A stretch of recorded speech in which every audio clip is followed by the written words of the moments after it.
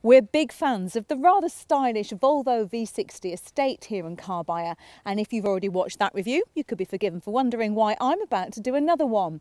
That's because this V60 contains a piece of kit that you won't find on the standard version. A plug socket. This is the Volvo V60 plug-in hybrid. It combines an electric motor with a traditional diesel engine, which Volvo claim make it capable of doing 155 miles to the gallon, and it has CO2 emissions of just 49 grams per kilometre.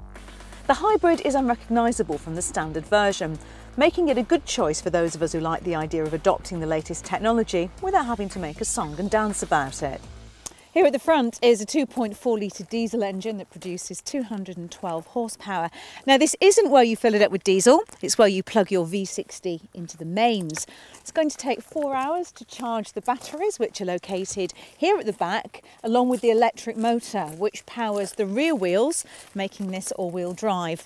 And finally, this is where you put the diesel in.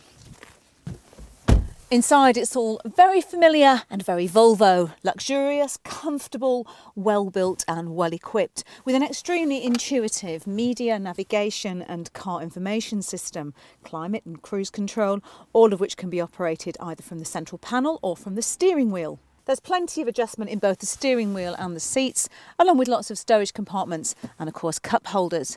But look closely and you'll see the things that single this out as a hybrid. Switches that let you move between the two power sources, and graphics on the display in front of you so you can monitor your driving style and fuel consumption. Here in the back it's a similar story to the standard model. There's enough space to sit 3 adults comfortably with plenty of head and leg room. This central armrest folds down to reveal a little stowage compartment and cup holders. As you'd expect from a Volvo, safety is top-notch with 6 airbags, an automatic braking system which prevents low-speed accidents, and an optional driver support pack which includes blind spot warnings, traffic sign recognition and lane-changing alerts, a pedestrian detection system and collision warning system. All this equipment means the V60 Plug-in was the first electric vehicle to score 5 stars in a Euro NCAP crash test. Interesting isn't a word I use a great deal when describing how a car drives, but you know, this one is. It is interesting, not to mention a little challenging, trying to work out how to get the most out of the 2 power sources. As I've mentioned, the 3 buttons down there allow you to switch between them, and you can keep an eye on what's happening here in front of you. It's quite startling though to notice just how quickly the electric power drains away. Now in pure electric mode you get a silent ride with a strong surge of power when you need it. Hybrid allows the car to do the work for you and it selects which power source is the best one to use at any given time. And pure power mode, as the name suggests, gives you a far more powerful and punchier ride.